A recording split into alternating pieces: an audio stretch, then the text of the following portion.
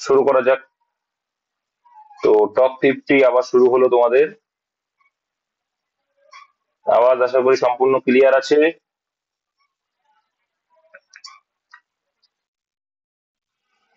শোনা যাচ্ছে তো নাকি? ক্লিয়ার আছে? চলো, দেখো, এক জায়গায় কোশ্চেন বলছে রাজ্যসভার সভাপতি কে হন। তো রাজ্যসভার সভাপতি কে হন? রাষ্ট্রপতি, উপরাষ্ট্রপতি, ভারতের প্রধানমন্ত্রী? তাহলে আমরা জানি যে ভারতের উপরাষ্ট্রপতি, তাই তো? যদি বলি বর্তমানে ভারতের উপরাষ্ট্রপতি কে আছেন, কি আনসার হবে?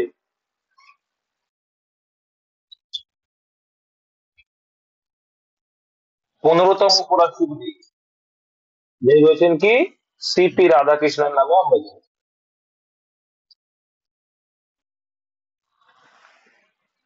সিপি রাধাকৃষ্ণন বাবু, ঠিক আছে। আচ্ছা, যদি বলি উপরাষ্ট্রপতি, যে ভারতে একজন উপরাষ্ট্রপতি থাকবে, এইটা বলা হয়েছে কত নম্বর ধারাতে? 63 নম্বর ধারাতে। আর আর এই যে কোশ্চেনটা এখানে, যে রাজ্যসভার চেয়ারম্যান হবেন ভারতের উপরাষ্ট্রপতি, এই ঘটনাটা কত নম্বর ধারাতে বলা আছে? 64 এবং 89-এর 1 বা ধারাতে বলা আছে, ঠিক আছে। এইগুলো একটু মাথায় রাখলে রাখতে পারো, না রাখলেও কোনো অসুবিধা নেই, ঠিক আছে। আর এটা একটু মাথায় রেখো, বর্তমানে যিনি উপরাষ্ট্রপতি আছেন সিপি রাধাকৃষ্ণন, যিনি বলছেন যে সেটা হচ্ছে কি 15তম উনি, ঠিক আছে। চলো নেক্সট দেখে নেবো। আচ্ছা, আর একটা জিনিস, উপরাষ্ট্রপতির মেয়াদকাল কত বছর হয়? অ্যাকর্ডিং টু 67 আর্টিকেল বয়স হতে হবে 5 বছর। আর একটা জিনিস মাথায় রাখবে, যে নির্বাচন যেটা হয় ইলেকট্রাল কলেজের মাধ্যমে যেটা হয়ে থাকে 66 এর অন, এবং এটা বলা হয়ে থাকে যে উপরাষ্ট্রপতির অবসান, যে যখন 5 বছর হয়ে যাচ্ছে অবসান হবে, সেই অবসানের পূর্বেই কিন্তু নতুন উপরাষ্ট্রপতি নির্বাচন কমপ্লিট হয়ে যেতে হবে। চলো, এটা এসআই যদি যারা দেবে তাদের জন্য কাজে আসতে পারে। আর দুইটা কি বলছে, স্যার সিভি রমন নোবেল পুরস্কার পেয়েছিলেন, আমরা জানি। পেয়েছিলেন বিকিরণের কোন ঘটনার জন্য, আলোর যে কোন ঘটনার জন্য? অ্যান্সার হবে বিক্ষেপণ। কি হবে? বিক্ষেপণ। বিস্ফোরণ নয়, বিক্ষেপণ করবে, কারণ বিস্ফোরণ ইংরেজি কি? স্ক্যাটারিং। স্ক্যাটারিং এবার কিন্তু পরীক্ষায় দিয়েছিল, তো স্ক্যাটারিং এর জন্য পেয়েছিল। স্ক্যাটারিং, স্ক্যাটারিং মানে হচ্ছে কিন্তু বিক্ষেপণ, নট বিস্ফোরণ। বিস্ফোরণ মানে হচ্ছে কি আহ ডিফ্রাকশন সম্ভবত, ঠিক আছে, এরকম কিছু একটা হবে ওর মানে। তো সেক্ষেত্রে বিক্ষেপণই হচ্ছে বাংলা মানে স্ক্যাটারিং, ঠিক আছে, যেটা কেপি সরি ডব্লিউপিএসআই তে ছিল। ওখানে ইংলিশ গুলো দেখে নেবে, আশা করি ক্লিয়ার হয়ে যাবে কেন বিক্ষেপণ হবে। আচ্ছা, এই স্যার সিভি রমন কিন্তু প্রথম ফিজিক্সে ভারতের থেকে নোবেল পুরস্কার পেয়েছিলেন, তাই না? যেটা আমরা জানতে পারছি যে 1930 সাল থেকে। আমরা জানি যে 1901 সাল থেকে ডাইনামাইট বা ডিনামাইটের আবিষ্কর্তা আলফ্রেড নোবেল বাবু মৃত্যু হয়েছিল 1900 সালে। আর তিনি কিছু টাকা রেখে গিয়েছিলেন, তারই কিন্তু ফান্ডের থেকেই কিন্তু এগুলো হয়ে থাকে 1901 থেকে, যেটা দেওয়া হয়। আচ্ছা, 1901 থেকে দেওয়া হয়েছিল নোবেল পুরস্কার। প্রথমে কটি বিষয়ে দেওয়া হতো?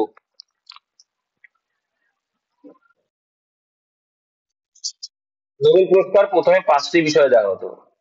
5টি বিষয় কি কি? এ ভাই, মাইক্রোফোন অফ করো।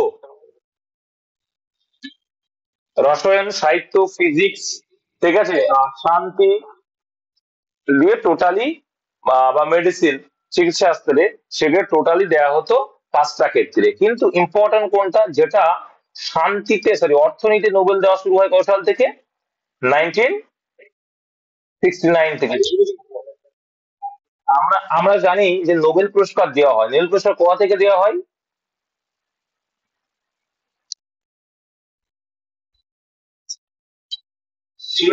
সুইডেনের স্টকহোম। কি? সুইডেনের স্টকহোম থেকে কিন্তু দেওয়া হয়। সুইডেনের স্টকহোম থেকে দেওয়া হয়, এটা মাথায় রাখবে। আর শান্তিতে কোথা থেকে দেয়? নরওয়ে থেকে, নরওয়ের ওসলো শহর থেকে। মাথায় রাখবে কিন্তু এগুলো, ঠিক আছে, ওসলো থেকে দেওয়া হয়। এইগুলো কিন্তু ভাই পরীক্ষায় আসে, বারে বারে বলছি, মাথায় রাখবে, ঠিক আছে। এইবার আমি আসবো আমাদের ভারতবর্ষে। ভারতবর্ষ তথা এশিয়ার প্রথম নোবেল প্রাপকের যদি নাম বলে, অ্যান্সার কি হয়ে যাবে? অ্যান্সার হবে 1913 সালে রবীন্দ্রনাথ ট্যাগর বা রবীন্দ্রনাথ ঠাকুর, যিনি পেয়েছিলেন 1913 সালে সাহিত্যে নোবেল পুরস্কার পেয়েছিলেন। কোন গ্রন্থের জন্য? গীতাঞ্জলি। কি? তার গীতাঞ্জলি গ্রন্থের জন্য পেয়েছিলেন। ঠিক আছে। 2 নম্বরে যদি বলি আমরা, 1930 সালে পেয়েছিলেন কে? Sir C V Raman. আর রামন ইফেক্ট বা হচ্ছে স্ক্যাটারিং অফ লাইট এর জন্য পেয়েছিলেন। ঠিক আছে। তারপরে আমরা যদি আসি, 1968 সালে পেয়েছিলেন। 1968 সালে কে পেয়েছিলেন? মেডিসিনে পেয়েছিলেন, চিকিৎসা শাস্ত্র বা শারীরবিদ্যাতে পেয়েছিলেন ডক্টর হরগোবিন্দ খোরানা, যিনি জেনেটিক কোর্স কি জন্য পেয়েছিলেন? জেনেটিক কোর্সের আবিষ্কর্তা তিনি, জানো? জেনেটিক কোর্স এবং প্রোটিনের যে কার্যকারিতা, সংশ্লেষ প্রোটিন সংশ্লেষের যে কার্যকারিতা, এই বৈশিষ্ট্যটা তুলে ধরার জন্য বা ব্যাখ্যা করার জন্য কিন্তু হরগোবিন্দ খুরানা পেয়েছিলেন। এবার যদি আসি, তারপরে দেখো 1979 সালে, কত? 1979 সালে পেয়েছিলেন আমাদের এই ভারতীয় বংশোদ্ভূত কি মাদার ট্রেজা। কি? শান্তিতে নোবেল পেল। মাদার টেরেসা প্রথম শান্তিতে পাচ্ছেন, যিনি হচ্ছেন পিস বা শান্তিতে কিন্তু পেয়েছিলেন। আর 1983 সালে কে পেয়েছিলেন? 1983 সালে কি?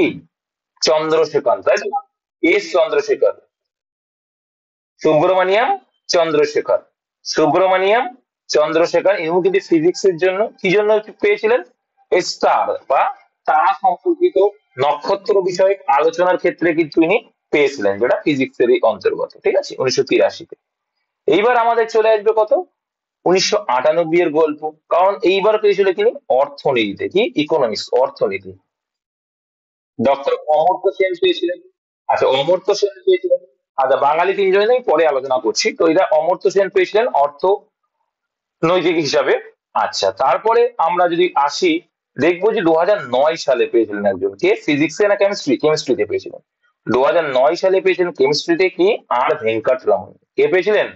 আর ভেঙ্কট রামন কিন্তু কেমিস্ট্রিতে পেয়েছিলেন। এটুকু মাথায় রেখো, আর ভেঙ্কট রামন প্রথম কেমিস্ট্রিতে পেল। আচ্ছা, তারপরে আসছে কি? 2014 সালে ভারতবর্ষে পেল কি? 2014 সালে শান্তিতে নোবেল পুরস্কার পেল। কে পেল? কৈলাস সত্যার্থী। কৈলাস সত্যার্থী কিসের উপরে পেয়েছিল মনে আছে তো? যে চাইল্ড লেবারের উপরে। ঠিক আছে, শিশুদের যে চাইল্ড লেবার। আর 2019-এ লাস্ট পেল ভারতবর্ষ থেকে, যিনি ভারতীয় বংশোদ্ভূত, কি? অভিজিৎ ব্যানার্জি। অভিজিৎ ব্যানার্জি। ঠিক আছে। আর এই তিনজন, অভিজিৎ বিনায়ক ব্যানার্জি বন্দ্যোপাধ্যায় একই বিষয় দেখো। তো 1 নম্বর প্রথম বাঙালি হিসেবে পেয়েছিল রবীন্দ্রনাথ টেগোর 1913 সালে। জানার বাড়ি ছিল কি? কলকাতার জোড়াসাঁকো। নাম তো শোনাই হোগা সব লোক ভাই। নেক্সট কোশ্চেন দেখো, আমি যেটা বললাম যে অমর্ত্য সেনের বাড়ি কোথায় ছিল জানো কি? অমর্ত্য সেনের বাড়ি ছিল কিন্তু খুব সুন্দর জায়গায়, যেটা ওয়ার্ল্ড হেরিটেজ সাইটে পরিণত হয়ে গেছে। কোথায়? শান্তিনিকেতনে কিন্তু বাড়ি ছিল। আর 2019 সালে পেয়েছেন অর্থনীতিতে অভিজিৎ বিনায়ক ব্যানার্জি বা বন্দ্যোপাধ্যায়, যিনি পেয়েছেন, তানার বাড়ি কিন্তু কোন জেলায়? কে পারবে? দন্তাওয়ালিকে ভুলে গেছে, নদিয়া। নদিয়ার কোথায়? নদিয়ার ছেলেগুলো কোথায় গেলে? ঘুমিয়ে পড়লে? নদিয়ার কোথায় পেয়েছে? কৃষ্ণনগর। কোথায়? নদিয়ার কৃষ্ণনগরে বাড়ি। এত কিছু জানার দরকার নেই, মনে রাখতে বলে রাখো, না রাখতে বলে না রাখো, কোনো অসুবিধা নেই। কিন্তু কে কবে পেয়েছে এটা একটু মাথায় রাখো। এইবার যদি বলে সাহিত্যে নোবেল, ভারতের কথা বাদ দিলাম, এর বিশ্বে আসছি। সাহিত্যে নোবেল পুরস্কার প্রথম কে পেয়েছিলেন? ভেরি ভেরি ইম্পর্ট্যান্ট, পরীক্ষা আসে।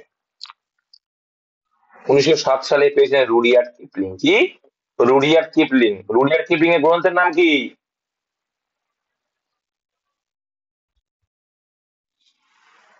সঠিক যারা দেখছো কমেন্ট সেকশনে জানাবে, ঠিক আছে। আর প্রথম যদি নোবেল পুরস্কারের কথা বলি, কে পেয়েছিলেন? চার, বিশ্বের প্রথমের কথা বলছি। বিশ্বের প্রথম নোবেল পুরস্কার কে পেয়েছিলেন? যারা দেখছো তারা একটু জানিও, ঠিক আছে। আর দিয়ে নাম সম্ভবত, দেখে নিও, আমার কাছে আছে নোটস, কিন্তু বলতে পারলাম না, এটা তোমাদের বললাম যেটা। ঠিক আছে, প্রথম পেয়েছিল, তারপরে সাহিত্যে, শান্তিতে গিয়ে পেয়েছিল, এগুলো জানবে। 2001-এ ভিএস নৈপাল পেয়েছিল। যাই হোক, পরের কোশ্চেন আমরা দেখবো।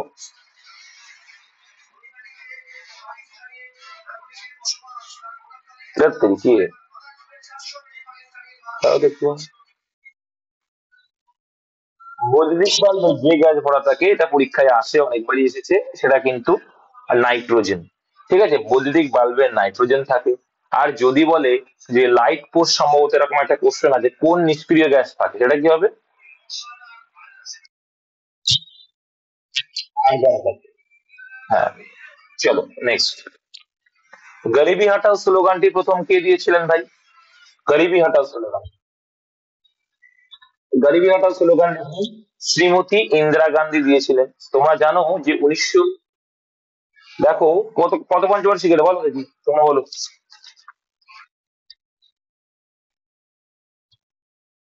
দেখো, এটা 1900, তাহলে এই সালটা দেখলেই বুঝতে পারবে কত হবে। 1971 সালে যে নির্বাচনী প্রচার হয়েছিল, 1971 সালে যে নির্বাচনের প্রচার হয়েছিল, সেই প্রচারের প্রধান স্লোগান ছিল এটা, গরিবি হটাও। ঠিক আছে, যেটা শ্রীমতী ইন্দিরা গান্ধী দিয়েছিলেন। চলো নেক্সট। কংগ্রেসের কোন অধিবেশনে পূর্ণ স্বরাজের দাবি ঘোষিত হয়? ভেরি ভেরি ইম্পর্টেন্ট কোশ্চেন, অনেকবার এসছে। উনিশশো 1930 সালে লাহোর, 1929 না 30, 1929 সালে লাহোরে, লাহোর অধিবেশনে হয়েছিল। আর তার জন্যই কি 1930 সালের কি 26শে জানুয়ারিতে পতাকা উত্তোলন করা হয় ফার্স্ট।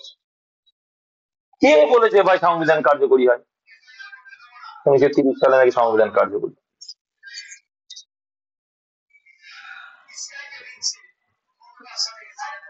1930 সালের গল্প বলছি, উনি বলছি সংবিধান। যাই হোক, প্রথম পতাকা উত্তোলন করেন। বলো, বলো কি বলতে চাইছো।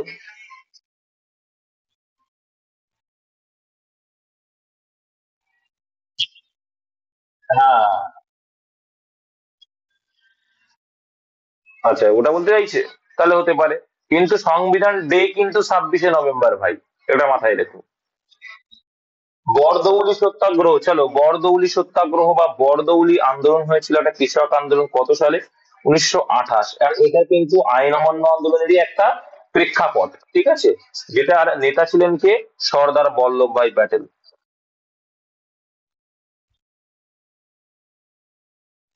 সেখানকার কৃষকরাই সর্দার উপাধি দিয়েছিলেন এই বরদৌলি সত্যাগ্রহ এর কারণেই কিন্তু ওনার নাম, তার ওখান থেকেই নামটা হয়েছিল আর কি।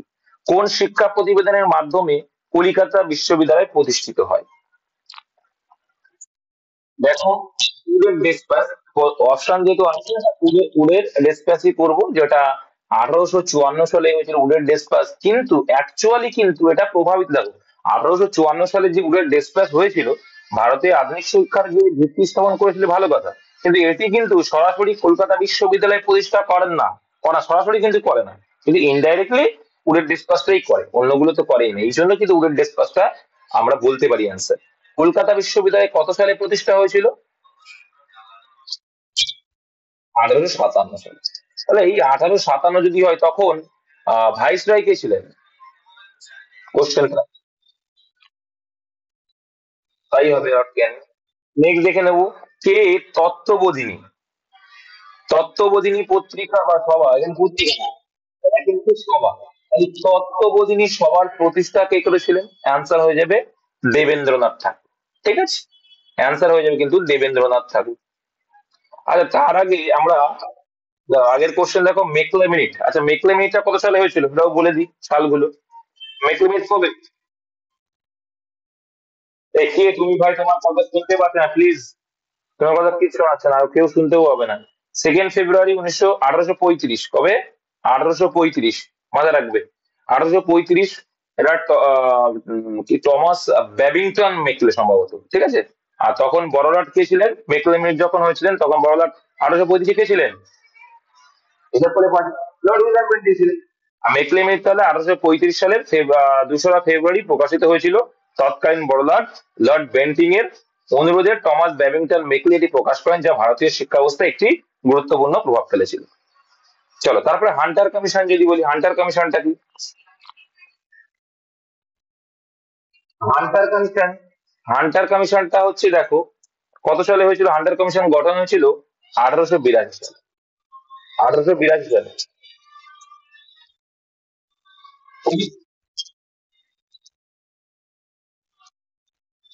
এখানে যেহেতু শিক্ষার কথা বলছি, তো শিক্ষা, ঠিক আছে, ওটা যেটা বলছো তোমরা ঠিক আছে, জালিয়ানওয়ালা হত্যাকাণ্ডের যে কমিশন ওটা আছে।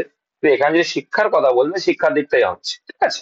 দেখো তাহলে হান্টার কমিশন 1882 সালে হয়, গঠিত হয়েছিল, যা আধুনিক ভারতের প্রথম শিক্ষা কমিশন ছিল। তাহলে এটা আধুনিক ভারতের প্রথম শিক্ষা কমিশন যদি বলে, সেক্ষেত্রে অ্যান্সার কি হবে? Hunter commission. এবং সরকারি নাম ছিল ইন্ডিয়ান এডুকেশন কমিশন, কিন্তু এটা মনে রাখতে পারো নাও পারো। কিন্তু এই হান্টার কমিশনটা যেহেতু 1882, তার মানে তখন কে ছিলেন? লর্ড রিপন। একদম তাই। নেক্সট, তাহলে চার্টার অ্যাক্ট, তোমরা জানো ফার্স্ট চার্টার অ্যাক্ট হয়েছিল কবে? একদম, এটাই বইতে আসে। 1793 ছিল ফার্স্ট চার্টার অ্যাক্ট। এই চার্টার অ্যাক্ট বিষয়ে বোঝো তো, চার্টার অ্যাক্ট কি? চার্টার অ্যাক্ট ছিল একটা act, দেখো অ্যাকচুয়ালি ইস্ট ইন্ডিয়া কোম্পানি কি করছিল, ইস্ট ইন্ডিয়া কোম্পানি পুরো ভারতবর্ষে রাজ করার চেষ্টা করছিল। তখন দেখলো ইংল্যান্ডের যারা আছেন, ইংল্যান্ড থেকে যারা ভারতকে তদারকি করছেন, তারা দেখলো যে ইস্ট ইন্ডিয়া কোম্পানি এ করে দিবে, একদম পুরোটাই ক্যাপচার করে। তখন তারা বিভিন্ন রকমের চার্টার অ্যাক্ট করা শুরু করলো। সেখানে সরকারি পদাধিক অফিসার রাখা শুরু করলো। সেখানে কিছু ভারতীয় ভারতীয় নিয়োগ পাচ্ছিল, এমন হওয়া শুরু হয়েছিল, ঠিক আছে। চার্টার অ্যাক্টে 1793 সালেই প্রথম আইন, যা কোম্পানিকে একটি নির্দিষ্ট সময়ের জন্য কি করলো, বাণিজ্য বা শাসন করার যে ক্ষমতা, এটা বেঁধে দেওয়া হলো। এবার এই চার্টার একটা বলা হলো, চার্টার একটা প্রত্যেক 20 বছর অন্তর হবে। কত বছর অন্তর? প্রত্যেক 20 বছর অন্তর। সব থেকে স্পেশাল এবং শক্তিশালী চার্টার এক যদি বলা হয়, এটা হচ্ছে 1813 সালে। কি হলো? এই আইনে ব্রিটিশ ইস্ট ইন্ডিয়া কোম্পানির বাণিজ্যিক একচেটিয়া অধিকার যেটা ছিল, সেটা কিন্তু খর্ব করা হলো। একচেটিয়া, একটা পরীক্ষা এটা আসে যে ইস্ট ইন্ডিয়া কোম্পানির একচেটিয়া অধিকার খর্ব করা হয় কোন আইন দ্বারা, সেটা যাবে চার্টার অ্যাক্ট 1813। তাহলে আবার 20 বছর পরে 1833, তারপর আবার 20 বছর পরে 1853 এই পর্যন্ত হয়েছিল, ঠিক আছে। শেষ চার্টার অ্যাক্ট যদি বলে তাহলে কি হবে অ্যান্সার? প্রথম যদি বলে হয়ে যাবে 1793, আর শেষ চার্টার অ্যাক্ট বললে 1853, মাথায় রাখবে। হুম? আর এরপর থেকে কি চালু হয়ে গেল? যোগ্যতা ভিত্তিক সিভিল সার্ভিস ব্যবস্থা, সেই হিসাবেই ক্ষমতায় করা ছিল। আচ্ছা, তাহলে উডের ডেসপ্যাচে বললাম, মেকলেমে বললাম, হান্টার কমিশন। বেশ। কে তত্ত্বাবধানী সভার প্রতিষ্ঠা ছিলেন? তোমরা অ্যান্সার সবাই বললে দেবেন্দ্রনাথ ঠাকুর, ভেরি গুড। আর তাই অ্যান্সার, ঠিক আছে। দেবেন্দ্রনাথ ঠাকুর তত্ত্বাবধানী সভার প্রতিষ্ঠা করেছিলেন, আর তিনি ছিলেন একজন হিন্দু দার্শনিক ও ধর্ম সংস্কারক। আচ্ছা, তত্ত্বাবধানী সমাজ গেল। আচ্ছা, যদি বলো ব্রাহ্মণ সভা, কি? ব্রাহ্ম সমাজ, সরি, ব্রাহ্ম সমাজ। ব্রাহ্ম সমাজ কে প্রতিষ্ঠা করেন? হয়ে যাবে রাজা রামমোহন রায়, ঠিক আছে।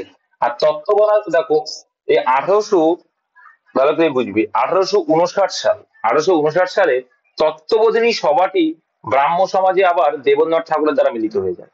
এই যে ব্রাহ্ম সমাজে মিলিত হয়েছিল, এটা কিন্তু আবার 1800 বললাম, 1859 সালে। এইবার একটা জিনিস দেখি, দেখো ভাই, বিভিন্ন রকম প্রতিষ্ঠানের প্রতিষ্ঠাতা প্রায়শই পরীক্ষা আসে। যদি বলি আর্য সমাজ, কি হবে অ্যান্সার? আর্য সমাজটা হবে স্বামী দয়ানন্দ সরস্বতী। রামকৃষ্ণ মিশন কে প্রতিষ্ঠা করেছিল, সালটাও জানবে।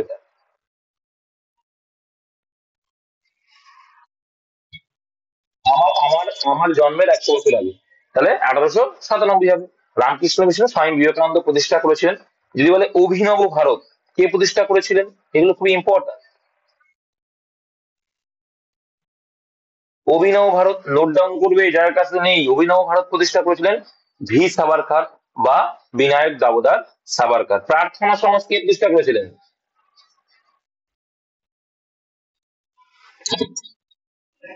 প্রার্থনা সমাজ, প্রার্থনা সমাজ হয়ে যাবে আত্মারাম পান্ডুরঙ্গ, তাই তো। আত্মীয় সভা যদি বলে, Rajaram Rammohan, very good. Ghadar party San Francisco 1913 সালে করেছিল কি?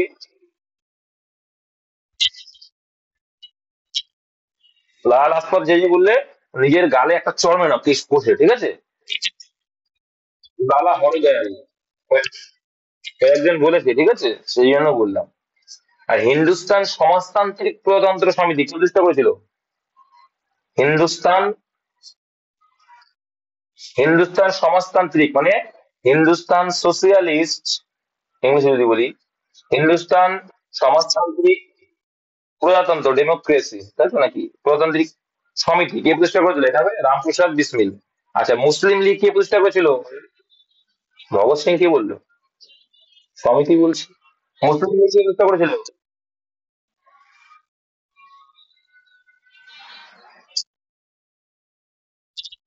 কি হবে অ্যান্সার? আগা খান ও সালিমুল্লাহ। আগা খান ও সালিমুল্লাহ, এগুলো কেন পরীক্ষা আছে? 1906 ঢাকা, আগা খান ও সলিমুল্লাহ, এইগুলো একটু মাথায় রাখবে। প্রতিষ্ঠা হয়েছিল কবে বললাম? 1906। যেমন পরীক্ষায় এসেছিল কেপি এসআই যে পাকিস্তান, তাই তো? এটা এসেছিল না, পাকিস্তান শব্দের প্রবর্তক নাকি একটা এসেছিল না? প্রথম ব্যবহার করেছিল চৌধুরী, চৌধুরী রহমত আলী। চলো নেক্সট। তাহলে এত কিছু জানতে পারছো, নোট ডাউন করার চেষ্টা করবে, যারা ইউটিউবে দেখছো নোট ডাউন করবে। ফরওয়ার্ড ব্লক নাম তো শোনাই হোগা। তো এই ফরওয়ার্ড ব্লক প্রতিষ্ঠা করেছিলেন কি? কুমার চন্দ্র বসু ফরওয়ার্ড ব্লক প্রতিষ্ঠা করেন, ভেরি গুড। আচ্ছা এই অবশ্যই তাই। দেখো আমরা জানি, ও যখন বললো তারই পুরো গল্পটা বলে দিই। 1937 সাল আর 1937 সাল, 38, 39, তাই বলি। 1938 আর 1939। তাহলে এখানে দেখো, 1938 সালে সুভাষচন্দ্র বসু আইএন, আরে বাবা বলতে দাও, ইন্ডিয়ান ন্যাশনাল কংগ্রেসের সভাপতিত্ব করলেন। 1938 সালে হরিপুরি, আমি মনে রাখার বলেছিলাম যে মনিক টেকনিক, হরিপুরি মনে রাখে তো। হরিপুরা আগে, অনেক সময় ত্রিপুরা ভাবে আগে, না হরিপুরা ভুলে যায় নাকি। তো হরিত্রি মানে হরিপুরা হয়েছিল প্রথম 1938-এ, তখন সুভাষচন্দ্র বোস কি হয়েছিলেন? সভাপতিত্ব করলেন। এইবার 1939 সালে বিরোধী নেতা হিসাবে দাঁড় করালেন কাকে? পট্টবী সীতারামাইয়া। কি? পট্টবী সীতারামাইয়াকে, খুব ইম্পর্টেন্ট। যে পরীক্ষা আসে যে ত্রিপুরা আম, অধিবেশনে বা 1939-এর কংগ্রেস অধিবেশনে সুভাষচন্দ্র বসুর বিরোধী কে ছিলেন, এটা হয়ে যায় পট্টবী সীতারামাইয়া। আর এই পট্টবী সীতারামাইয়াকে কে বসিয়েছিলেন? মহাত্মা গান্ধী কিন্তু বসিয়েছিলেন। মহাত্মা গান্ধী, যে মহাত্মা গান্ধীকে ভীষণ মানতেন নেতাজি সুভাষচন্দ্র বসু। তো তারা সম্মানার্থে নিজে কি করলেন? পদ থেকে অবসর নিলেন। অবসর নেওয়ার পরে তার মতবিরোধ হয়েছিল আর কিছুই না। তো মতবিরোধ হওয়ার পরে অবসর নিলেন এবং 1939 সালে ডক্টর রাজেন্দ্র প্রসাদ সেই সভাপতিত্ব গ্রহণ করলেন। সবই আমাদের মহাত্মা গান্ধীর প্ল্যান, আর কিছুই না। দিয়ে 1939 সালে সুভাষচন্দ্র বসু বের হলেন এবং নিজে একটা দল গঠন করলেন, সেটা হচ্ছে ফরওয়ার্ড ব্লক। কি নাম? Forward block. ঠিক আছে, এটা কিন্তু মাথায় রেখো। ফরওয়ার্ড ব্লক গঠিত হয়েছিল 3রা মে 1939 সালে। কি বলো, কি বলছো? একদম, উনি তো ব্যারিস্টার ছিলেন। চলো নেক্সট। আচ্ছা আর একটু বলে দিই, সুভাষচন্দ্র বোস সম্পর্কে আমরা এলাম যখন, আমরা জানি সুভাষচন্দ্র বোস জন্মগ্রহণ করেছিলেন কোথায়?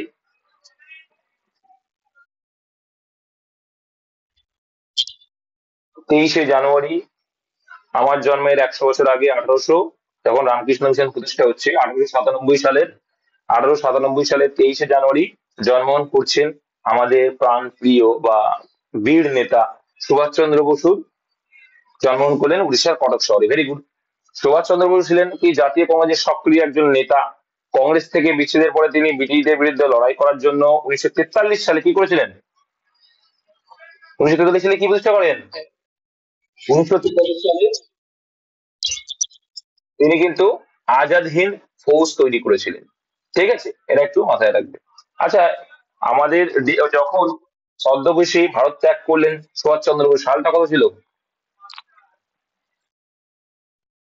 কত হবে? 1941 সালে কিন্তু তিনি ভারত ত্যাগ করছেন। তাহলে দেখো 1943 সালে গিয়ে আবার কি করছেন? সিঙ্গাপুরে আজাদিন ফৌজ তৈরি করলেন।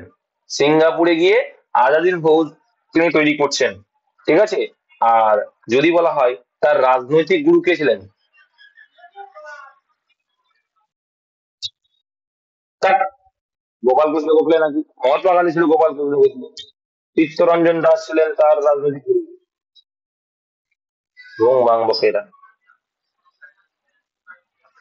চিত্তরঞ্জন দাস ছিলেন দেশবন্ধু, চিত্তরঞ্জন দাস ছিলেন তিনি। ঠিক আছে, প্রতিষ্ঠিত সংবাদপত্র ফরওয়ার্ড পত্রিকার সম্পাদক হিসেবেও কাজ করেছেন সুভাষচন্দ্র বসু। আর সেই নাম নিয়েই কিন্তু পরে গিয়ে ওই ফরওয়ার্ড ব্লক প্রতিষ্ঠা করলো।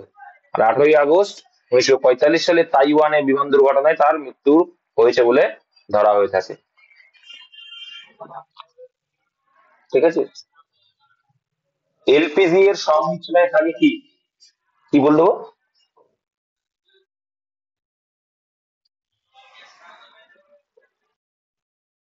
প্রোপেন বিক্রিয়া, ঘুম পাচ্ছে অনেকের কথা শুনে মনে হচ্ছে। তিলপাড়া ব্যারেজ যে নদীর উপর অবস্থিত, তিলপাড়া ব্যারেজ কোন নদীর অবস্থিত? তাহলে অ্যান্সার হয়ে যায় কিন্তু ময়ূরাক্ষী নদীর উপরে কিন্তু তিলপাড়া ব্যারেজটি অবস্থিত। ঠিক আছে, যেটা বীরভূমের সিউড়ি জেলার ওখানে, ঠিক আছে, বীরভূমের সিউড়ি জেলার ওখানে আছে। বন্যা নিয়ন্ত্রণের সেচ সরবরাহের জন্য কিন্তু এটা করা হয়েছিল। ঠিক আছে। আর ময়ূরাক্ষী নদী ভারতের পশ্চিমবঙ্গের একটি প্রধান নদী, যার ধ্বংসাত্মক বন্যার দীর্ঘ ইতিহাস রয়েছে। হয়তো লাগবে না, কিন্তু যদি উৎপত্তি কোথায় আছে, চিত্রকূট পাহাড়। কোথায় চিত্রকূট পাহাড় তাহলে? চিত্রকূট না, সরি, চিত্রকূট ত্রিকুট পাহাড়। ঝাড়খণ্ড রাজ্যের দেওঘর থেকে প্রায় দূরে ত্রিকুট পাহাড়, ছত্তিশগড় নয় বাবা, ত্রিকুট পাহাড় হচ্ছে ঝাড়খণ্ড থেকে উৎপত্তি হচ্ছে। ঠিক আছে। আর পশ্চিমবঙ্গ রাজ্যের পুরুলিয়া জেলার চাক গোপালপুর গ্রামের কাছাকাছি শিলাবতী নদী উৎপন্ন হয়েছে। তাহলে শিলাবতী উৎপন্ন কোথা থেকে? পুরুলিয়া জেলা থেকে, চাক গোপালপুর গ্রাম থেকে। কংস নদী ছোটনাগপুর থেকে প্রবাহিত হয়ে পশ্চিমবঙ্গের মালভূমিতে এসে পড়েছে। এগুলো একটু মাথায় রাখার চেষ্টা করো। ঠিক আছে। চলো, ভারতের অর্থনৈতিক সংস্কার নীতিগুলি প্রথম আনুষ্ঠানিকভাবে কবে হয়েছিল? অর্থনৈতিক সংস্কার তো হয়েছিল বলো। তোমার সবাই, এটা সবাই জানে যে 1991 সালে প্রথম ভারতের শিল্পনীতি, যেটা, তাই তো? এবার ভারতের অর্থনৈতিক সংস্কার নীতিগুলোর মধ্যে প্রথম আনুষ্ঠানিকভাবে হয়েছিল 1991 সালের জুলাই মাসে। কিন্তু প্রধান উদ্দেশ্য কি ছিল এই নীতির? মূল লক্ষ্য ছিল ভারতীয় অর্থনৈতিক উদারীকরণ হবে সেটা। ঠিক আছে। বা বেসরকারীকরণ, বিশ্বায়ন হবে। হুম, দিয়ে বাজারটাকে কি করতে হবে, উন্মুক্ত রাখা। মেন কথা হচ্ছে বাজারকে উন্মুক্ত রাখা একটা প্রচেষ্টা ছিল এটা, যাতে বাণিজ্যটা ভালো হয়। পোর্ট ব্লেয়ার কোন দ্বীপে অবস্থিত? সোজা সোজা কোশ্চেন। পোর্ট ব্লেয়ার কোন দ্বীপে অবস্থিত? তো এটা কিন্তু হয়ে যাবে দক্ষিণ আন্দামানে। পোর্ট ব্লেয়ার জানি আমরা আন্দামান নিকোবর দ্বীপপুঞ্জের কি এটা রাজধানী, তাই না? এটা কিন্তু দক্ষিণ আন্দামান দ্বীপে অবস্থিত। ঠিক আছে। চলো, ভারতীয় সংবিধান অনুসারে রাজ্যের বিধানসভাগুলি নির্বাচিত করে কারা করে? রাজ্যসভার সদস্য। ভারতীয় সংবিধান অনুসারে, তাহলে কি বোঝা যাচ্ছে যে ভারতীয় সংবিধান অনুসারে রাজ্যে যে বিধানসভাগুলি নির্বাচিত করবেন, যে রাজ্যে যে বিধানসভাগুলি থাকে, সেই নির্বাচিত করে থেকে রাজ্যসভা যারা সদস্য থাকবেন তারাই কিন্তু নির্বাচন করবে। ঠিক আছে।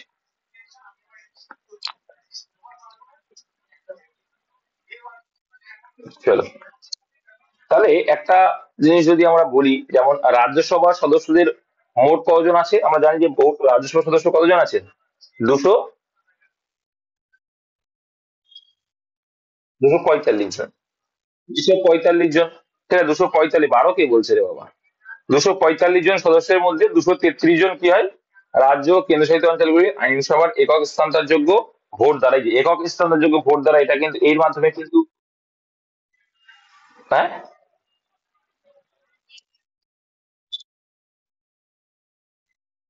রাজ্যসভার সদস্য সংখ্যা বর্তমানে মোট 245 জন সদস্যের মধ্যে, বলে দিচ্ছি তো, 245 জন, 233 জন রাজ্য ও কেন্দ্রশাসিত অঞ্চলগুলি আইনসভা একক স্থানান্তরযোগ্য ভোট দ্বারা উন্মুক্ত ব্যালট পদ্ধতিতে নির্বাচিত হন।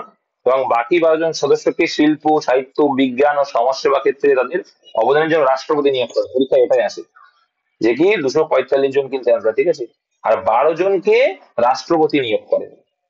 ঠিক আছে, এটা একটু মাথায় রেখো। আর রাজ্যসভার মুখে এর আগে অনেকজন, বলো।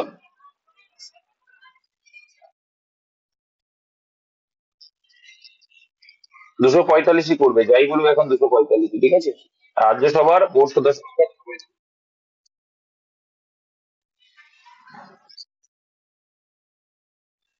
সদস্য বললে 45। আচ্ছা, তোমাদের ক্লিয়ার করে দিচ্ছি। আগে ওটা ছিল 250 রাজ্যসভার সদস্য সংখ্যা। ঠিক আছে। আসন মানে কি? আর তোমার আসন বলতে কি বুঝো, আর এটা বলতে কি বুঝো, বলো।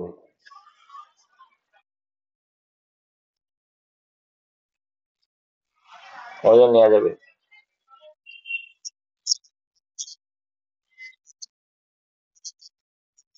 4-5 জন হবে, হবে না?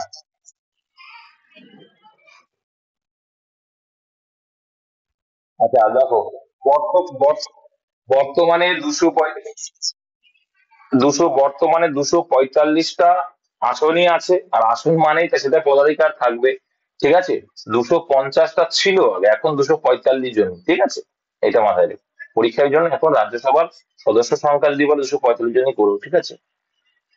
আসন সংখ্যা বললেও 245 হবে হিসেব মতো। যাই হোক, যেটা বলতে যাচ্ছিলাম, যে ভারত রাজ্যসভা সংবিধানের যুক্তরাষ্ট্রীয় কাঠামোয় প্রতিনিধিত্ব করে। রাজ্যসভার বর্তমান সভাপতি কে আছেন? রাজ্যসভার কে হবে তাহলে?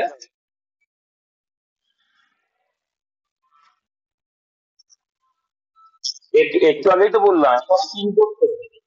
হাই কপাল। আর লোকসভার অধ্যক্ষ কে আছেন? ওম বিড়লা। চলো নেক্সট। দেখো কি বলছে, উত্তর গোলার্ধের জন্য সঠিক জোর কোনটা এর মধ্যে? দেখো, 22শে ডিসেম্বরকে মকর সংক্রান্তি বলে, ভেরি গুড। 23শে সেপ্টেম্বরকে জলবিষুব বলে, ভেরি গুড। 21শে মার্চকে মহাবিষুব বলছে, ভেরি গুড। কর্কট সংক্রান্তি 21শে জুন, সবই তো ঠিক আছে। তাহলে সবগুলি মেলে, সব কটি সঠিক ভাবে মেলে, কি সব কটি কিন্তু সঠিক আছে এখানে, ঠিক আছে। এই মাইক্রোফোন কার অন আছে? তোমাদের কি বারে বারে বলতে হয় নাকি ভাই? এখনো আছে নাকি? ওকে তাহলে ব্লক করে দিচ্ছি। হ্যাঁ, চলে যাক, দেবো কি, বেশি ইনফরমেশন দেবো না তোমাদের। 14টি বাণিজ্যিক ব্যাংক জাতীয়করণ করা হয়। বলো। ঠিক আছে, মানে এই যে ছেলেগুলো ক্লাসের মুডটা নষ্ট করছে। চট্টগ্রাম অস্ত্রাগার লুণ্ঠনে, বলো দেখি।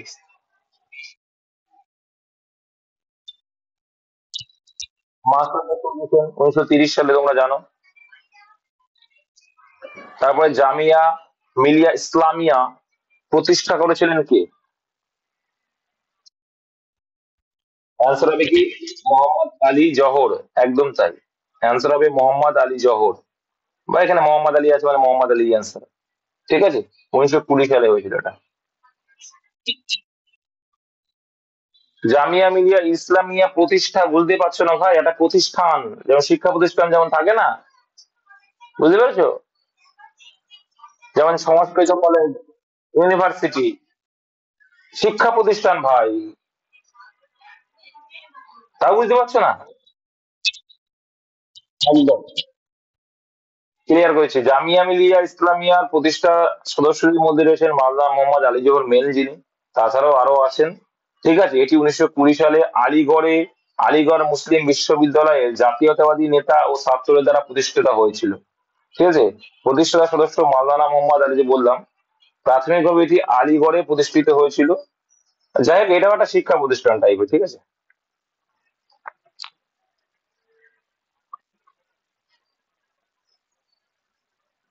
চলো নেক্সট। কখন মাদ্রাজ রাজ্যটি আনুষ্ঠানিকভাবে তামিলনাড়ু রাজ্যের তকমা পায়? আগে তো মাদ্রাজ, এটা হলো 14ই জানুয়ারি। দেখো, প্রত্যেকটা সাল একই ছিল। যারা আগে থাকতে দিয়ে দিয়েছি, অনেকে অ্যান্সার লিখে নিয়েছে, আমি জানি। এটা হবে 1969 সালের 14ই জানুয়ারি। ঠিক আছে, তামিলনাড়ু শব্দের অর্থ কি? বলে কে পারে? পারবে?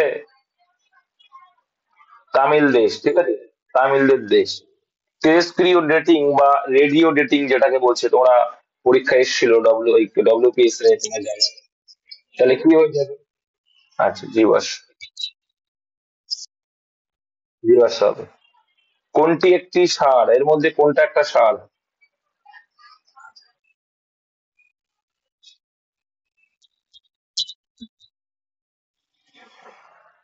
ডেটিং, হ্যাঁ, কার্বন ডেটিং মানে হচ্ছে জীবাশ্ম হয়ে যাবে, ঠিক আছে। NaNO3 সোডিয়াম নাইট্রেট নামে পরিচিত, ঠিক আছে। NaNO3 যেটা সোডিয়াম নাইট্রেট নামে পরিচিত, NaNO3, যেটা সংকেত, এটা কিন্তু একটা সার হিসেবে কাজ করে, ঠিক আছে। এটা একটু মাথায় রাখার চেষ্টা করতে পারো। নিজের কোনটি অনুরোধ থেকে আলাদা? পারবে তো নাকি? জুওলজি, ফিজিওলজি, বোটানি, ফিলোজফি, কি হবে? ফিলোজফি হবে। ফিলোজফি হচ্ছে দর্শন। ফিলোসফি হচ্ছে দর্শন, কিন্তু জুওলজি, জুওলজি মানে কি? প্রাণীবিদ্যা। বোটানি মানে উদ্ভিদবিদ্যা। ফিজিওলজি মানে শারীরবিদ্যা টাইপের। তাহলে এইগুলো একটা বিষয়, প্রাণীদের গল্প বলছে, আর এখানে দর্শন একটা আলাদা একদম সম্পূর্ণ। বর্তমানে ভারতে অর্থমন্ত্রী কে আছেন? নির্মলা সীতারামন। চলো নেক্সট দেখতে পাবো, হাইড্রোজেন বোমা কোন বিক্রিয়ার ভিত্তিতে তৈরি হয়? ভেরি ভেরি গুড কোশ্চেন এগুলো। হাইড্রোজেন বোমা। এই কে মাইক্রোফোন অফ করো, তোমাদের মাইক, কে গো এগুলো? হয় নেটওয়ার্কে যাও বা তোমার সমস্যা হচ্ছে। হাইড্রোজেন বোমা কোন বিক্রিয়ার ভিত্তিতে তৈরি হয়? দেখো, একটা হচ্ছে পরমাণু, পারমাণবিক বোমা, আর একটা হচ্ছে হাইড্রোজেন বোমা। হাইড্রোজেন বোমা মানে হচ্ছে হাইড্রোজেন বা হিলিয়াম যেটা সূর্যে আছে, যেটা হচ্ছে কি সান, তাই তো বলি না, ফিউশন মানে সংযোজন, সূর্যের সংযোজন। অ্যান্সার হবে এখানে কি, পারমাণবিক সংযোজনের দ্বারা কিন্তু তৈরি হয়েছে হাইড্রোজেন বোমা। আর পারমাণবিক বোমা যদি বলা হয় তাহলে পারমাণবিক বিচ্ছেদের কারণে তৈরি হয়। আচ্ছা, টিভি রিমোট কন্ট্রোলের যে ফ্রিকোয়েন্সি, যেটাকে কি বলে? আইআর, ইনফ্রারেড, ইনফ্রারেড ফ্রিকোয়েন্সি বা আইআর। ঠিক আছে, ইনফ্রারেড রে, রশ্মি কিন্তু থাকে, টিভি রিমোটে থাকে ইনফ্রারেড ফ্রিকোয়েন্সি, অবলোহিত রশ্মি যেটাকে বলছি। আচ্ছা, লোকপালের লোগোতে সতর্কতা চিহ্নিত আছে, কি বলেছে সতর্কতা চিহ্ন আছে কিছু বলবে? এটা হয়ে যাবে অশোক চক্র। ঠিক আছে, আচ্ছা এই যে লোকপাল, প্রথম লোকপাল কে ছিলেন? লোকপাল।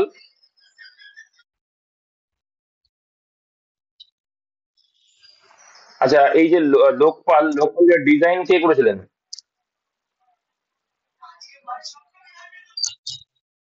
তাক, কোথাকার তাল কোথায় লাগে এরা, রেগে যায় এই জন্য আমি।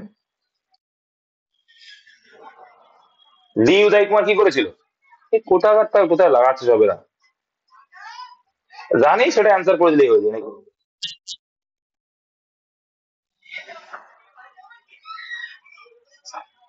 শ্রী প্রশান্ত মিশ্র হবে, জানি না, অ্যান্সার করবে না, কিন্তু ভুলভাল বলছে কেন? পিঙ্গালি পিঙ্গাই কি করেছিল? পতাকা করেছিল। আর একটা গান যেটা বললো কি, উদয় কুমার করেছেন, কোথাকার তাল কোথায় লাগিয়ে দিচ্ছ তোমরা, মাথা এমনি হিট হয়ে যাবে। এই শিখিয়েছি মনে হচ্ছে, এটা মনে হয় যে মাঝে মধ্যে, তাহলে সারা রাত রামায়ণ করে সীতারামের মাসি হয়ে গেল। চলো নেক্সট, ভারতের সংবিধান দিবস কবে পালিত হয়?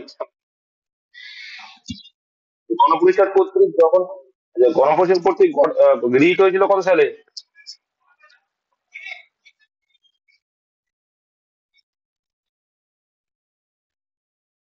আর এটাকেই পালন করাই কিন্তু সাংবিধানিক দিবস হিসাবে। আর কার্যকরী হয়েছিল,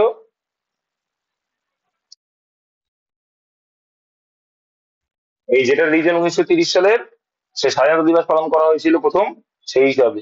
ঠিক আছে, আর এই 26 জানুয়ারিকে প্রজাতন্ত্র দিবস হিসেবে পালন করা হয়ে থাকে।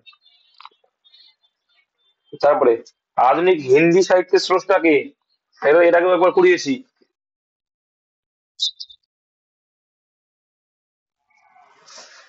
মুন্সি প্রেমচন্দ। হরিশ্চন্দ্র, ভরতেন্দ্র, ভরতেন্দ্র হরিশ্চন্দ্রকে আধুনিক হিন্দি সাহিত্যের জনক বলা হয়।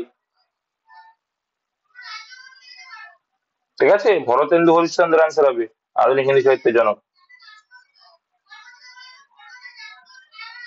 কে ইন্ডিয়ান, এটা কেইন্স না কিন্তু, হ্যাঁ, কে ইন্ডিয়ান ওমেন্স ইউনিভার্সিটি প্রতিষ্ঠা করেছিলেন? বলো।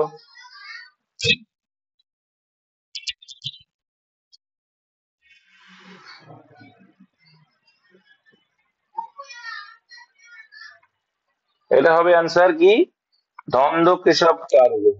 তাহলে ওমেন্স, তাহলে উমেন্স ইউনিভার্সিটি প্রতিষ্ঠা করেছিলেন, হ্যাঁ, ইন্ডিয়ান ওমেন্স ইউনিভার্সিটি প্রতিষ্ঠা করেছিলেন ধন্দ কেশব কার্ভে 1916 সালে। ভারতীয় মহিলা বিশ্ববিদ্যালয় প্রতিষ্ঠা করেছিলেন কত সালে? 1916 সালে। এটি ভারত দক্ষিণ পূর্বের প্রথম মহিলা, এটা বোম্বে সম্ভবত না?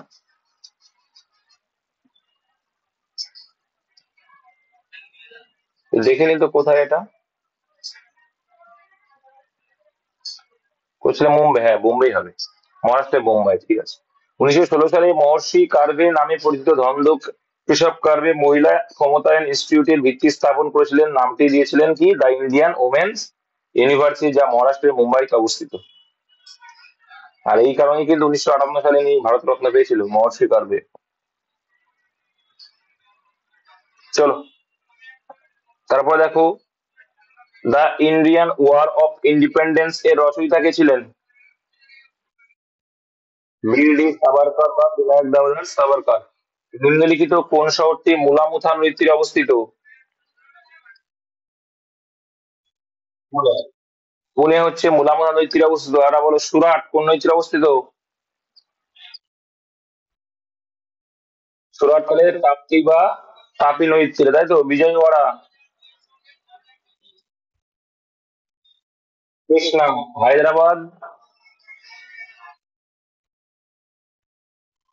মুসি নদী। বদ্রীনাথ কোথায়? কোন নদী?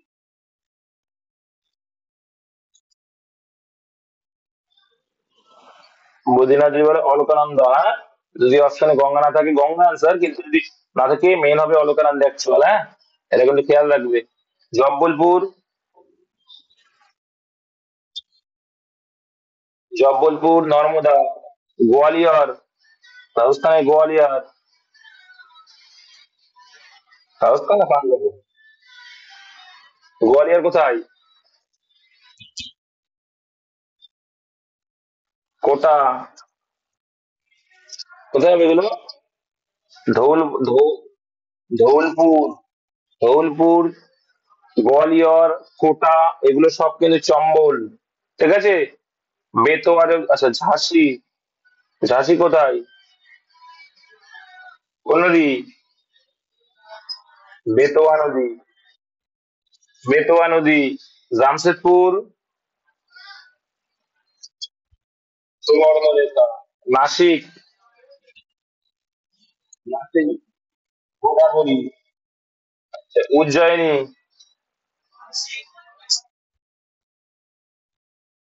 শিপ্রা নদী। আচ্ছা, তারপরে কলকাতা তো পারবেই। ঔরঙ্গাবাদ,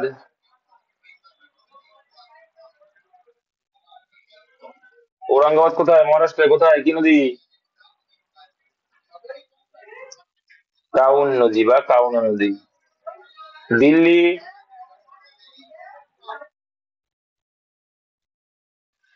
এলাহাবাদ,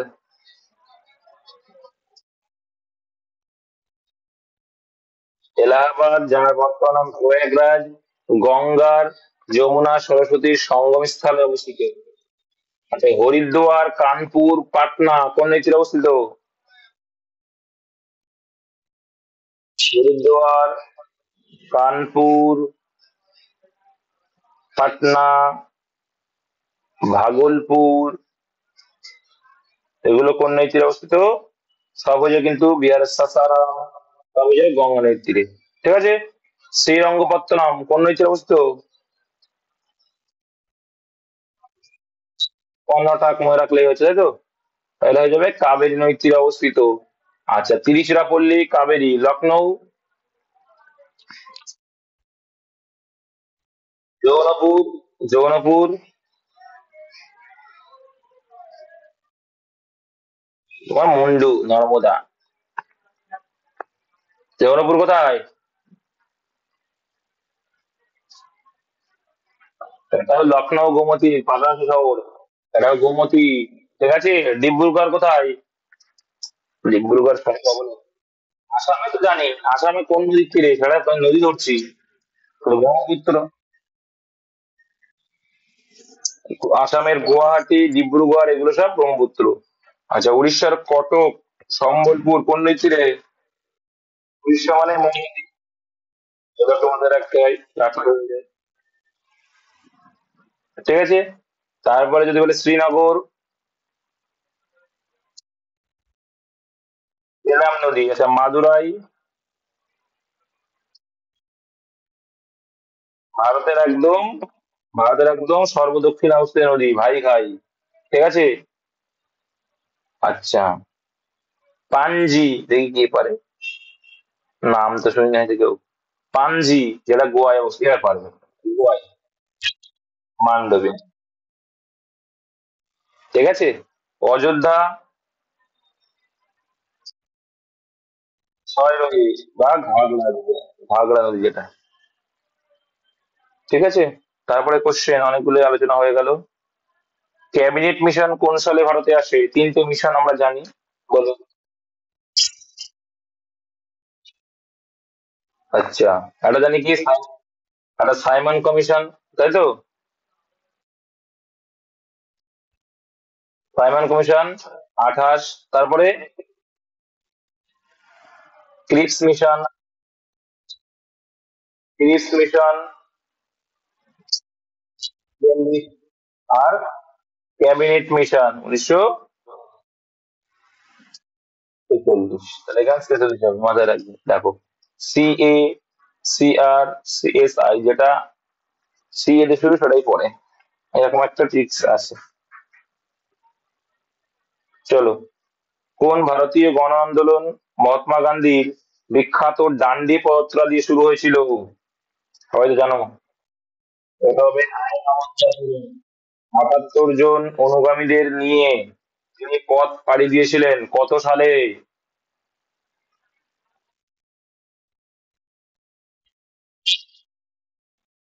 দেখো, একটু তোমাদের এই কাহিনীটা বলি। আগের দিন বলছিলাম তো, সেই কাহিনীটা যে বলছিলাম না, যে মহাত্মা গান্ধী জানতো না যে ভগৎ সিং এর ফাঁসি দিল। দেখো, ভগৎ সিং ঠিক যখন এই সমস্ত আন্দোলন টান্দোলন করছে, তোমরা জানো ভগৎ সিং এবং যারা ছিলেন, কেন তাদের ফাঁসির জন্য এলান করা হয়েছিল বা জেলবন্দি কেন করা হয়েছিল, জানো তো সবাই নাকি? এটা জানো না? কি জানো বলো? কাকে হত্যা?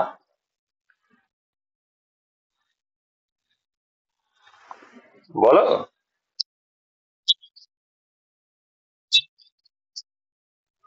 কোথায় বিয়ে হয়েছিল তোমার বলে জানো? একদম, ভগৎ সিং উড়িষ্যাতে করেছিল। আর বরিপ্রসাদ দত্ত কি বলেছিল মনে আছে, আইনসভা মেরে একদম শটানে গিয়ে বরিপ্রসাদ দত্ত বলছে, দেখো এগুলো অনেক টাইম লাগে বলতে, শর্টকারে বলছি। বরিপ্রসাদ দত্ত বোম মেরে ওখানেই দাঁড়িয়ে আছেন। বীর কাকে বলে দেখো, ওখানেই দাঁড়িয়ে আছেন, এক পা নড়েনি। এবং ব্রিটিশদের বলছেন, যে সিনেমাও আছে না, যে ব্রিটিশদের বলছেন যে হচ্ছে, আপনাদের এই যে বিচার ব্যবস্থা রয়েছে বা আপনাদের যে এই নিয়ম নীতি, ঠিক আছে, ভারতবর্ষের কোনো কেউ নেই, আপনারা নিজেদের মতো করছেন, এটা আমরা মানি না। ওইখান থেকে শুরু হয়ে গেল, তাকে জেলে ঢোকানো হলো। এইবার এদিকে আইএনসির তদন্ত মেন, বলো।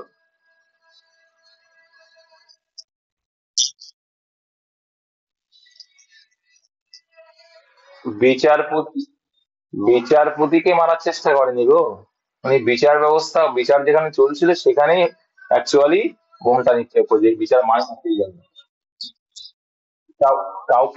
কাউকে উদ্দেশ্য করে উনি মারেনি, বুঝতে পেরেছো?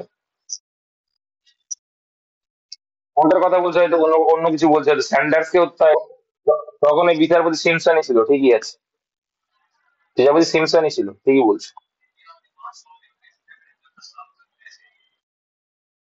অলিন্দ যুদ্ধ আলাদা জিনিস, আরে পাগলা, আবার কোথায় অলিন্দ যুদ্ধ চলে যাচ্ছে।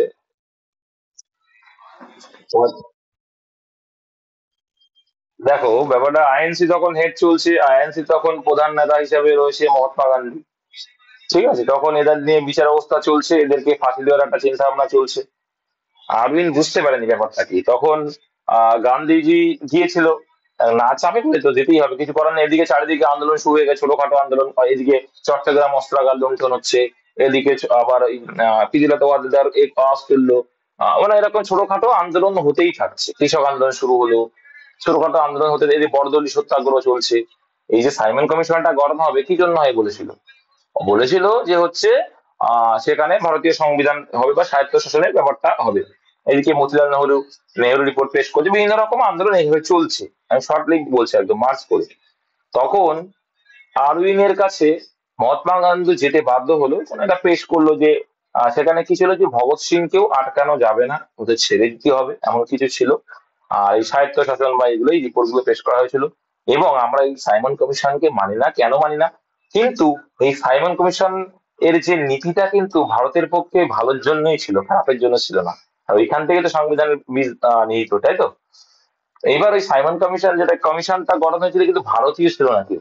ওই জন্যই তো ক্ষোভটা তৈরি হয়েছিল। এবার ভাবো, যে যেখানে ভারতীয় নেই সেখানে আমার ভারতের সমস্যা নিয়ে আলোচনা হবে, তাহলে ভারতের সমস্যাটা কে তুলে ধরবে, তাই না? এই জন্যই আন্দোলনটা তখন চলছিল। এমতো অবস্থায় আরউইন আছেন, আরউইনকে গিয়ে বলছেন না আমরা এই প্রস্তাব মানি না, আমরা এটা চাই ওটা চাই, এই প্রস্তাবটাকে আমাদের মানতে হবে। হ্যাঁ, তখন আরউইন মহাত্মা গান্ধীকে তাড়িয়ে দিয়েছে। তো মহাত্মা গান্ধী বলে, তবে রে তুই তাড়িয়ে দিলি, এই তাড়িয়ে দেওয়ার ফল আপনার ভালো হবে না, এইভাবে বলে এসেছিলেন।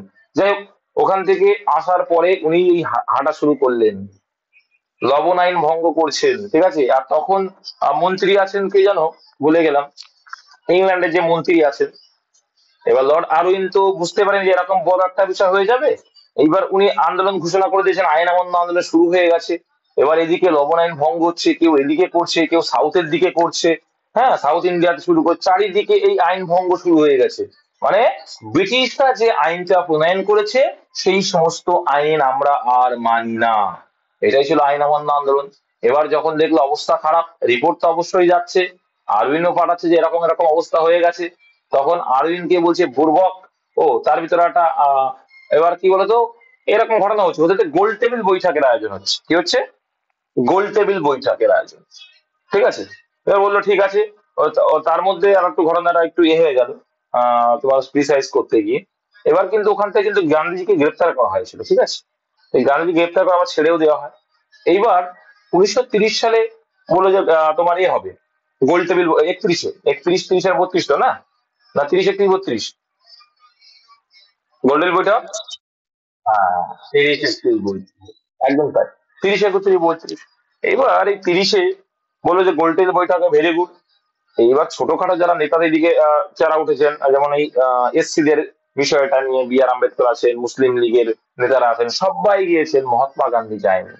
আইএনসির তো হেড তো মহাত্মা গান্ধী। মহাত্মা গান্ধী এদিকে ভীষণ বড় একটা জায়গা পজিশন করে নিয়েছেন, এদিকে আরউইন মানছেন না, আরউইন অপমান করে তাড়িয়ে দিয়েছেন, গোল্ডেন বইটাকে অ্যাটেন্ড করেনি। ইংল্যান্ড থেকে ফোন আসছে আরউইনের কাছে, কি ব্যাপার, মহাত্মা গান্ধী কেন আসেনি? আইএনসির হেড মহাত্মা গান্ধী, দেখো কারণ তখন আইএনসি যা বলতো তাই হতো, ঠিক আছে। ন্যাশনাল কংগ্রেস যা বলবে সেটাই হবে। আর তখন হেড রয়েছেন মহাত্মা গান্ধী মেন, উনি যখন আসেন তখন খোঁচে লাল ওখানকার মন্ত্রী। তখন আরউইনকে বলছে বুর্বাক, ও যা বলছে মেনে নাও, যা বলছে মেনে নাও, মেনে নিয়ে ওনাকে পাঠাও, তারপরেই তো চুক্তি স্বাক্ষর হলো। কি চুক্তি স্বাক্ষর হয়েছিল? গান্ধী আর হ্যাঁ, গান্ধী আরউইন চুক্তিতে কি হয়েছিল? গান্ধী আরউইন চুক্তিতে, দেখো গান্ধী আরউইন চুক্তিতে স্বাক্ষর হয়েছিল যারা জেলবন্দি আছে বা এরকম টাইপের ছেড়ে দিতে হবে, বা এই 14 দফা নীতি বা এই নীতি মেনে নিতে বলে, হ্যাঁ সবকিছু মানতে রাজি আছি। ইংল্যান্ড থেকে বলছে বলে দাও সব মানতে রাজি আছি, কোনো অসুবিধা নেই। কিন্তু বলে না আইনেরও ফাঁক থাকে। কিন্তু গান্ধীজি কিন্তু চেষ্টা করেছিলেন এই ভগৎ সিংকে বের করে দেবে। দেখো গান্ধী আরো আইনেরও ফাঁক থাকে, এবার একটুখানি সামান্য ওটা বুঝতে পারেননি, তাড়াহুড়োর ভিতরে হোক যেভাবে হোক গান্ধীজি বুঝতে পারেননি, ব্যারিস্টার ছিলেন, তবুও অত বড় ভুলটাকে কিভাবে করলেন। যদিও বা তখন গান্ধীজি ভারতবর্ষে ছিলেন না, যেদিন গোল টেবিল বৈঠকে যাচ্ছেন, ঠিক আছে, যেদিন গোল টেবিল বৈঠকে যাচ্ছেন তার পরের দিনই কিন্তু ভগৎ সিংকে ফাঁসি দেওয়া হলো, জাস্ট একটা বিচারে কোনো একটা ফাঁকের জন্য। সেই বিচারটা এক্সাক্ট আমি বলতে পারছি না, যে ওখানে উল্লেখ ছিল না, ঠিক আছে, এরকম একটা কথা উল্লেখ ছিল না যে ভগৎ সিং বা গুরুতর ভাবে যারা কোনো অ্যাটাক করেছে, এরকম বলতে পারো যে কোনো জায়গায় অ্যাটাক করেছে তাদের যে সাজা খর্ব হবে, তেমন ভাবে কোনো কিছু উল্লেখ ছিল না। কিন্তু এটা উল্লেখ ছিল যে ভারতীয় যারা আছে তাদেরকে মুক্ত করতে হবে। এই একটা আইনের ফাঁক খুঁজে আরউইন কিন্তু ফাঁসি দিয়ে দিল। কিন্তু গান্ধীজি ছিল তখন কিন্তু ওই গোলটেবিল বই থাকে ওখানে, ইংল্যান্ডে ছিল। গান্ধীজি যখন এলেন দেখলো যে অবস্থা হয়ে গেছে, ঠিক আছে। এরকম একটা কাহিনী আছে ছোটখাটো। গান্ধীজি চেষ্টা করেছিলেন, করেননি তা না, মানুষের চাপে হোক যে হোক চেষ্টা করেছিলেন, কিন্তু আইনের ফাঁকে এটাকেই অনেকে অনেক রকম ভাবে দেখে। তাছাড়া পরবর্তী গেলে আমরা আরো সহ্য করতে পারি না অনেকে, কারণ আরো একটা কারণ আমরা জানি যে গান্ধীজি সঙ্গে যখন সুভাষচন্দ্র বসুর ঝামেলা হলো, পত্র আবিষ্কার ওনাকে এ করলো, এইসব বিষয় তো আরো আছে। যাই হোক চলো, তারপরে দেখো সবাই সবার ভূমিকা আছে, কারণ দেখো স্বাধীনতা শুধু যে মারামারি করে এলেই আসতো তা নয়, মাথা ঠান্ডাও রাখতে হবে। দেখবে কোন একটা বড় ঘটনা ঘটলো, সেখানে মারামারি করলে কি সবকিছু হবে? হবে না। অধিকার আনার জন্য কখনো লিখিত দিতে হবে, অধিকার আনার জন্য ভালোভাবে বোঝাতে হবে, অধিকার আনার জন্য আমার মারতেও হবে। তো এরকম ঘটনা সবারই ভূমিকা আছে মানে স্বাধীনতার সঙ্গে। চলো, কোন ভারতীয় গণ আন্দোলন? মহাত্মা গান্ধী। তাহলে এটা পেয়ে গেলাম কি আমরা, আইন অমান্য আন্দোলন। নেক্সট দেখে নেবো ভাই। ভারতে 100 টাকার নোটের সই থাকে কার? আর এক, just 1 টাকার নোট, 1 টাকার নোট বাদ দাও, 1 টাকার নোটে কার থাকে? অর্থ সচিব। ঠিক আছে, অর্থ সচিব হবে, অর্থমন্ত্রী না কিন্তু, অর্থ সচিব। ঠিক আছে, নেক্সট। অমৃত বাজার পত্রিকার প্রথম সম্পাদক কে ছিলেন? সবাই জানি আমরা, বিজয় কুমার ঘোষ। আচ্ছা, অনেকটা হয়ে গেছে, একটু স্পিড হয়ে গেছে, 55 মিনিট হয়ে গেছে দেখছি। কোন সালে তরাইনের প্রথম যুদ্ধ হয়েছিল? কি বলতো, ইতিহাসের গল্প বলতে থাকলে বলাই বলাই যায়, কিন্তু কত টাইম নষ্ট করবো না তোমাদের time। দেখো, তরাইনের প্রথম যুদ্ধ হয়েছিল 1191। তোমরা জানো ভাই, মোহাম্মদ বিন কাসিম নাম তো, ওটা কি না ভুলে গেছো?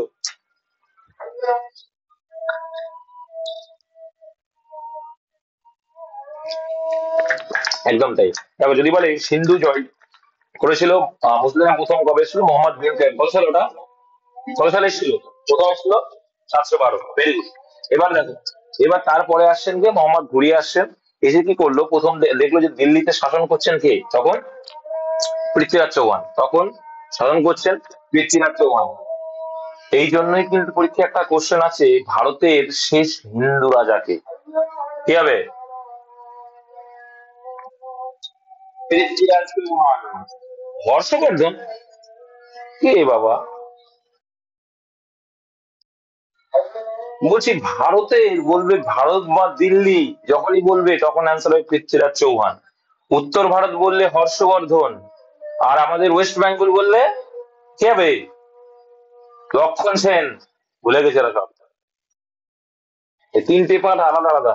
যাই হোক, তো মোহাম্মদ ঘুরি আসলো, তরাইনের যুদ্ধ হচ্ছে মোহাম্মদ ঘুরি এবং এদিকে হচ্ছে পৃথ্বীরাজ চৌহানের মধ্যে। পৃথ্বীরাজ চৌহান কিন্তু জিতে যান। ঠিক আছে, মোহাম্মদ ঘুরি কিন্তু প্রথমে হেরে যান, তারপরে গিয়ে পরের বছর আবার অ্যাটাক করেন, গিয়ে পৃথ্বীরাজ চৌহান কিন্তু জিতে যান। হম, পৃথ্বীরাজ চৌহান হেরে যান, ঘুরি জিতে যান। ঠিক। চলো নেক্সট দেখো। আর তার এই ঘুরি জিতে যাওয়ার পর, তারপর থেকে কি শুরু হলো? সুলতানি যুগ শুরু তারপর পরে। আর এবার, এবার এই মোহাম্মদ মোহাম্মদ ঘুরি সেনাপতি ছিলেন কে? কুতুবুদ্দিন আইবক বা দাস। কুতুবুদ্দিন আইবক খুব একদম বিশ্বস্ত লোক ছিলেন। যাই হোক, তাকে রেখে গেলেন।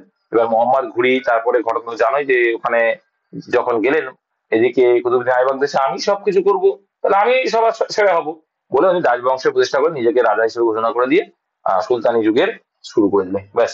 তারপর সাথী দেখো, 1-3-1872 কি ছিল বলো? কি ছিল এটা?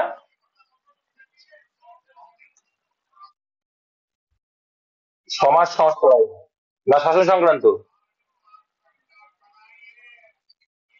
1872 যে 3 নম্বর, এটা সমাজ সংস্কারক আইন। সমাজ সংস্কারক আইন কেন বলছে? কারণ দেখো, 1-3-1872 ছিল commonly known as the special marriage act. কি ছিল এটা?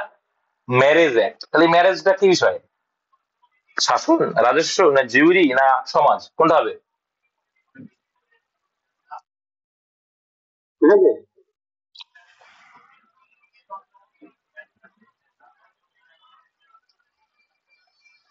মানে এই যে আগে কি হতো না, যে এই কাজটা হলে ওই কাজটি হবে, এই কাজ হলে ওই কাজটি হবে, হতো না আগে? আগে তো এই হতো, এক রিলিজন থেকে আরেক রিলিজনে বিয়ে করা যেত না। হ্যাঁ, এইসব নিয়ম নীতি ছিল। বা এই গোত্র থাকলে এই গোত্রেই বিয়ে, এখনো যদিও বা আছে, এখনো আছে জানো তো। তো এই সেই যে situationটা, হ্যাঁ। তো কাস্টের দিক দিয়ে যে সমস্যা, এইটা ছিল সেই সংস্কার ব্রিটিশ আমলে। চলো নেক্সট দেখো। কাকড়াপাড়া পার্বণিক বৃত্তদের নাম তো শোনা যাবে, কতবার করে পড়িয়েছি এটা। কোথায়? চুয়াটা। ঠিক আছে, ঠিক আছে, ঠিক আছে। আদি গ্রিক বৈদিক যুগে কোন দুটি প্রতিনিধিমূলক সমিতির নাম হয়? তো আমরা দুটোই জানি, সভা ও সমিতি, দুটোই হবে অ্যান্সার। এর সম্পর্কে তোমাদের একবার বলেওছিলাম ম্যারাথন ক্লাসে। শ্রীরঙ্গপত্তমের স্বাধীনতার বৃক্ষ স্থাপন করেছিলেন কে? তোমার কিছুই শোনা গেল না। তোমার টিপু সুলতান অ্যান্সার, এটুকু আমি জানি। ভারতীয় সংবিধানের রচয়িতা কে ছিলেন?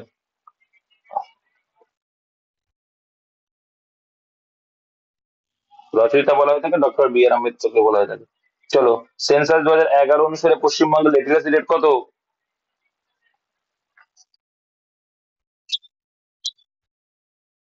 এই কোথাও কোথাও 76 পাবে। গাছপালা যেখানে যেখান থেকে পুষ্টি সংগ্রহ করে, বায়ুমণ্ডল, ক্লোরোফিল, মাটি, আলো, কি হবে? মাটি হয়ে যাবে। এই ক্লোরোফিলের মাধ্যমে কি করে? আচ্ছা, ভারতের প্রথম ইংরেজি ভাষায় সংবাদপত্র কে চালু করেছিলেন সবাই জানি আমরা? উইকি বেঙ্গল বিজয়। আলাউদ্দিন খলজির দাক্ষিণাত্য অভিযানে তার সেনাধ্যক্ষ কে ছিলেন?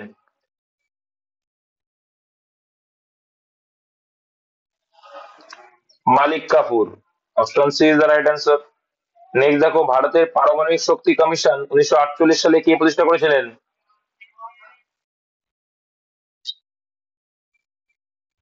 কে করেছিল? বিক্রম সারাভাই কি করে, আমি তো সেটাই দেখি।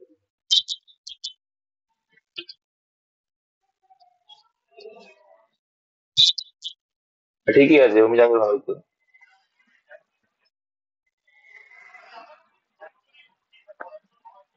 Atomic Energy Research is established in India within the Department Scientific Research Robert Peaceful Energy. There is early commission from the Department of the Energy 1958 under the Jawaharlal Nehru. হোমি জাহাঙ্গীর ভাবাই ক্যান্সার হবে, কারণ দেখো, তোমরা যেটা বলছো বিক্রম সারাভাই কি করেছিল বলো তো? এটা এটা স্পেসিফিক কথা বললে হোমি জাহাঙ্গীর ভাবা সম্পর্কে আমি কিন্তু বলে দিই। একদম। তো এখানে হোমি জাহাঙ্গীর ভাবা সম্পর্কে তোমাকে একবার বলেওছিলাম যে এনাকে পারমাণবিক শক্তি যেটা করেছিল তারাপুরে, যে বিষয়টা বলেছিলাম তো, এবং বলেছি তোমরা পড়াশোনা করো না হয়তো, যাই হোক, বা আমি করি না। মানব উন্নয়ন সূচক এস ডে প্রকাশিত হয়, এই টাইপের কোশ্চেন কিন্তু আসছে। কে প্রকাশ করে? এরকম টাইপের কোশ্চেন কিন্তু আসছে ভাই। ইউএনডিপি। নিম্নলিখিত রাশিগুলির মধ্যে ভেক্টর রাশি কোনটা? কৌণিক ভরবেগ, কার্য, সময়, তাপ, এগুলো সব হচ্ছে স্কয়ার রাশি। চলো, শব্দের গতিবেগ সর্বাধিক কোথায় হয়? শব্দের গতিবেগ কঠিন মাধ্যমে সব থেকে বেশি, তারপর তরল, তারপরে গ্যাসীয়, তাই তো? বায়ুতে শব্দের বেগ কত পরীক্ষা এসেছিল?